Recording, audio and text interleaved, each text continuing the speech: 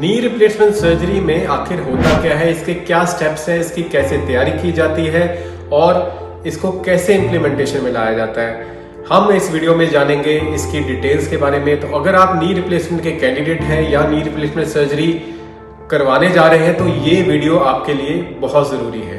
Hello, I am doctor Sarabpreet Ahluwalia, director and joint replacement surgeon orthopaedics at spa hospital Mohali. और आज हम इस important topic को डिस्कस करेंगे जिसमें कि आपको ये प्रॉपर नॉलेज और इन्फॉर्मेशन मिल सके कि नी रिप्लेसमेंट सर्जरी में एक्चुअली में होता क्या है।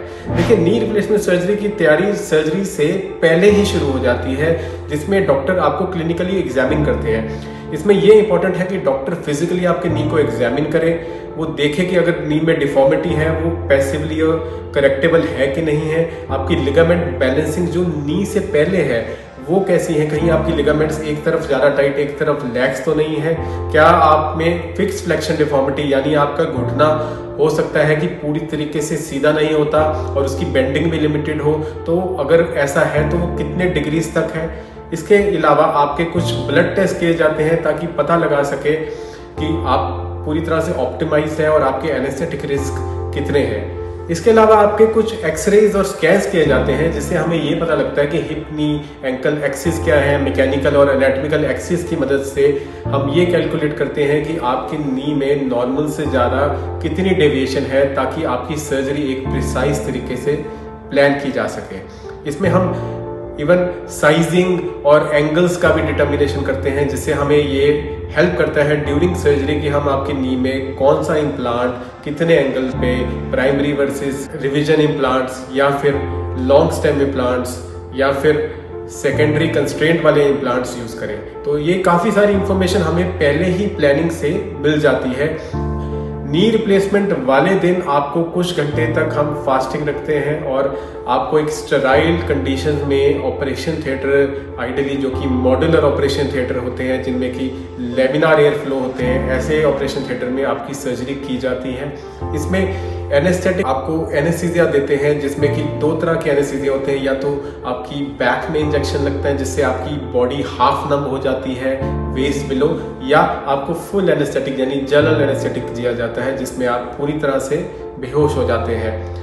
इसके बाद आपकी लेग की प्रिपरेशन शुरू होती है, जिसमें आपकी लेग को प्रॉपरली क्लीन प्रेप किया जाता है और एंटीसेप्टिक सॉल्यूशन से वॉश किया जाता है और पेंट एंड ड्रेप किया जाता है स्टेराइल तकनीक से, ताकि अगर कोई इन्फेक्शन का रिस्क है तो उसको ना के बराबर लाया जा सके और मिनिमाइज किया जा सके। इसके बाद सर्जन आपके नी में एक कट देके स्किन में आपके जॉइंट तक पहुंचते हैं। जॉइंट तक पहुंचने के बाद आपकी जो एक्स्ट्रा बोन्स बनी हुई है, जिन्हें हम टेक्निकली ऑस्टियोफाइट्स कहते हैं, हम उनको रिमूव करते हैं। आपकी लिगामेंट्स को प्रॉपर्ली बैलेंस किया जाता है।